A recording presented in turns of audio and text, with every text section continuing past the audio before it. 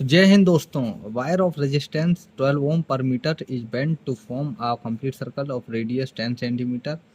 The resistance between its two diametrically opposite point A B in the shown figure. अब देखो यहाँ पर हमसे बोला गया है कि एक सर्कल है, एक तार को बेंड करके बनाया गया है।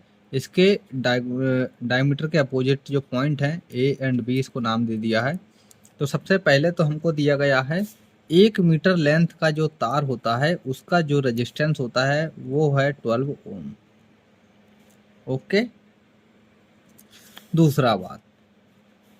दूसरा क्या है, हमको दिया है 10 सेंटीमीटर रेडियस यानी कि 0.1 मीटर।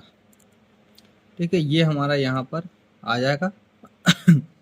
अब हमको इसको सॉल्व करना है।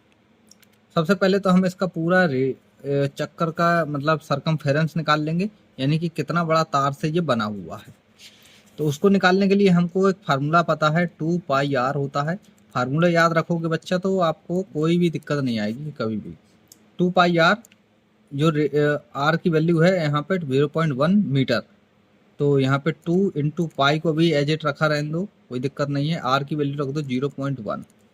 अब 0.1 इंटू 2 तो ये हो जाएगा 0.2 पाई मीटर। तो ये इतना ही लंबी जो है इसकी दूरी आ गई, यानी कि इतना लंबा वायर जो है यूज किया गया है। हमको पता है कि 1 मीटर तार का होता है कितना रेजिस्टेंस, 12 ओम।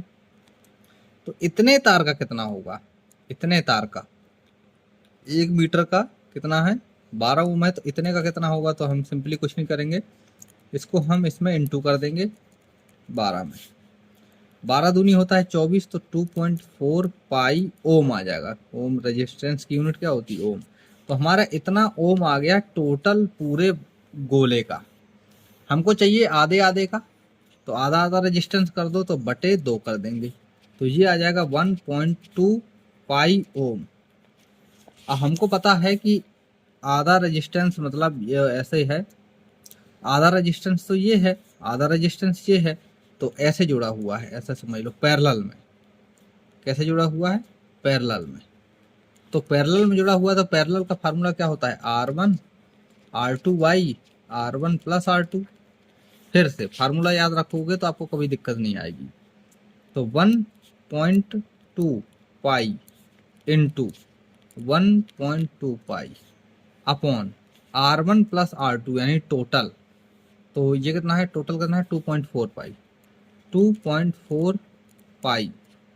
अब 1.2 पाई बन जा 1.2 पाई, और यहाँ पे इसको काटेंगे तो 2 बार में कट जाएगा। तो ये कितना आ गया, 1.2 पाई अपॉन 2, इसको भी आधा कर दो इससे काट के, तो ये आ जाएगा 0.6 पाई ओम।